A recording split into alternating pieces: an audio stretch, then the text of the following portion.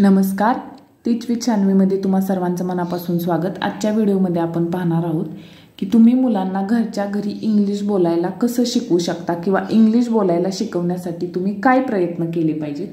तर इंग्लिश मुलांना बोलायला शिकवणं ही प्रत्येकाची इच्छा असते, पण त्यासाठी नेमकं काय केलं पाहिजे हे आपल्या कोणालाच माहिती नसतं।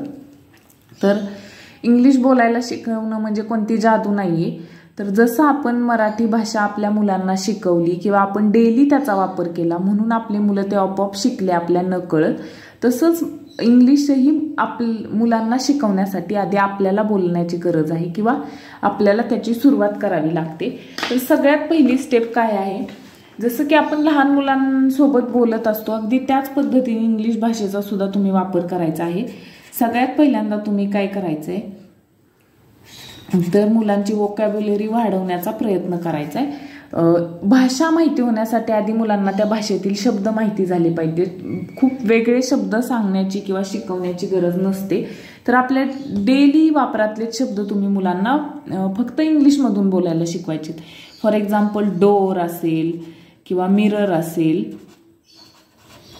पाणी वॉटर असेल, तर तुम्ही ज्यावेळी मुलांना पाणी द्याल हातात त्यावेळी तुम्ही मुलांना पाणी वॉटर असं रोज सांगायचंय। किंवा डोर दरवाजा असेल, डोर हे मुलांना तुम्ही डेली सांगायचं आहे। Window, mirror, book, paper, watch अशा छोट्या छोट्या गोष्टी या पद्धतीने तुम्ही मुलांची वोकॅब्युलरी वाढवू शकता, ज्या की तुम्ही डेली यूज करायच्या आहेत। मुलं हळूहळू तुमचं ऐकून दरवाजाला डोर म्हणायला चालू करतील, पाण्याला वॉटर म्हणायला चालू करतील। या पद्धतीने आधी मुलांची शब्द संपत्ती ही वाढली पाहिजे।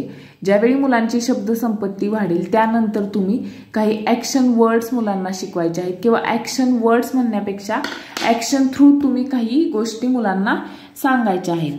जसं की आपण लहान मुलांना शिकवत असतो नेहमी, जर तुम्ही एखाद्या लहान मुलाला जवळ बोलवायचं असेल तर त्याला काय म्हणता, इकडे ये। तुम्ही ॲक्टिंग त्याला करून दाखवता म्हणून त्याच्या लक्षात येतं की आपल्याला बोलवण्यात आले। मग इकडे ये असं म्हणता म्हणता तुम्ही त्याला कम हियर असं सुद्धा म्हणू शकता। इकडे ये, कम हियर, इकडे ये, कम हियर। खाली बस, सिट डाऊन, उभा राहा, स्टँड अप। असे छोटे छोटे 2 अक्षरी शॉर्ट सेंटेन्सेस तुम्ही डेली यूज करायचे आहेत।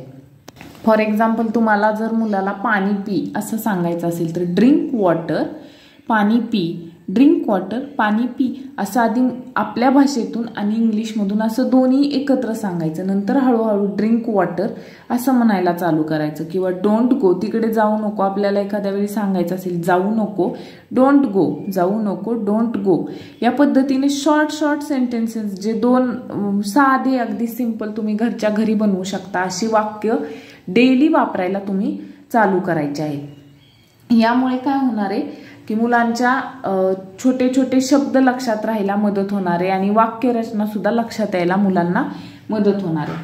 त्याशिवाय तिसरी स्टेप म्हणजे तुम्ही काय करू शकता, मुलांकडे बुक्स असतात, कोणतंही एखादं बुक घ्यायचं ज्यामध्ये मोठे मोठे पिक्चर असतील जे मुलांना अट्रॅक्टिव्ह वाटतात आणि असे बुक्स घेऊन मुलांसोबत तुम्ही क्वेश्चन आन्सर्स खेळू शकता। जसं की व्हॉट इज दिस असा एखादा छोटासा क्वेश्चन तुम्ही मुलांना विचारू शकता। दिस इज अ बनाना। मुलांना आन्सर नसेल येत तर आन्सर सुद्धा तुम्हीच सांगायचा आहे आणि मुलांकडून ते फक्त रिपीट करून घ्यायचंय। हा उपक्रम सुद्धा तुम्हाला डेली करावा लागणार आहे। छोटे छोटे 2 अक्षर 2 क्वेश्चन तुम्ही रोज वेगवेगळे विचारू शकता आणि मुलांकडून ते सतत रिपीट करून घ्यायचे। What is this is a banana. Which is your favorite fruit? My favorite fruit is mango. या पद्धतीने बुक घेऊन तुम्ही मुलांकडून क्वेश्चन आन्सर खेळू शकता किंवा काम करता करता सुद्धा तुम्ही मुलांना छोटे छोटे क्वेश्चन विचारू शकता। Do you want water? Yes, I want water. तर या पद्धतीने तुम्ही मुलांसोबत डेली काही ना काही प्रश्न विचारत राहायचे, बोलत राहायचे। अशा पद्धतीने क्वेश्चन आन्सर सुद्धा विचारायचे। Are you hungry? Yes, I am hungry. किंवा no, I am not hungry. या पद्धतीने छोटे छोटे क्वेश्चन्स तुम्ही घरच्या घरी तयार करायचे आहेत जे तुम्ही मुलांना डेली विचारू शकता आणि मुलांना त्याचा आन्सर करायला सांगायचं. मुलांना जर सुरुवातीला आन्सर देता आलं नाही तर तुम्हीच त्यांना सांगायचं आणि ते त्यांच्याकडून म्हणून घ्यायचे. यावेळी सगळ्यात महत्त्वाची गोष्ट म्हणजे तुम्ही त्यांच्या ग्रामरकडे लक्ष द्यायचं नाही. ग्रॅमॅटिकली ते काही वेळा चुकीचे शब्द वापरतील तर तुम्ही त्यांना फक्त त्यांची मिस्टेक काय झाली, कुठे झाली, आय ऐवजी वी वापरतील, यू वापरतील, काहीही करतील किंवा दॅट, दिस यांच्यामध्ये मिस्टेक करू शकतात. दॅट म्हणण्याऐवजी दिस वापरू शकतात. तर त्यावेळी तुम्ही काय करायचे, त्यांना फक्त तिथल्या तिथं त्यांची मिस्टेक काय झाली हे समजावून सांगायचे आणि पुन्हा रोजचं हे रुटीन चालूच ठेवायचं आहे. याचा एक फायदा म्हणजे काय होतो तर मुलांना छोटे छोटे I, am, are, you, we, they, there असे छोटे छोटे शब्द माहिती व्हायला मदत होते आणि ते शब्द कुठे वापरायचे, कधी वापरायचे, कसे वापरायचे हे सुद्धा माहिती व्हायला मुलांना मदत होत असते. आणि मग छोट्या छोट्या वाक्यांपासून सुरुवात झाल्यामुळे मुलं हळूहळू इंग्लिश बोलण्यात कॉन्फिडन्स तयार होतो त्यांच्या मनात आणि ते हळूहळू मोठी वाक्य सुद्धा बोलण्याचा प्रयत्न करू शकतात. याशिवाय आणखीन एक उपक्रम म्हणजे तुम्ही ज्यावेळी मुलं टीव्ही बघत असतील त्यावेळी तुम्ही मुलांना इंग्लिशमधून कार्टून लावून देणं किंवा इंग्लिश न्यूजपेपर, मुलं थोडी मोठी असतील त्यांना वाचता वगैरे येत असेल तर इंग्लिश न्यूजपेपर वाचायला सांगणं.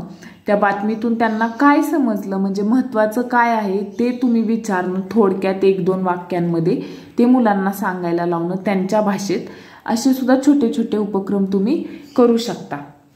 तर या पद्धतीने मुलांना इंग्लिश बोलता येण्यासाठी तुम्हाला डेली वेगवेगळे उपक्रम करावे लागणार आहेत आणि ते रेग्युलरली करावे लागणार आहेत. तर एक दिवस त्याचा खूप चांगला परिणाम दिसून येतो. तुम्ही हे सगळे उपक्रम हळूहळू चालू करून बघा, राबवून बघा तुमच्या घरात आणि तुम्हाला काय फरक जाणवतोय की नाही ते मला कमेंटमध्ये नक्की कळवा. व्हिडिओ आवडला असेल तर लाईक आणि शेअर करा आणि चॅनलला सबस्क्राईब करा. धन्यवाद.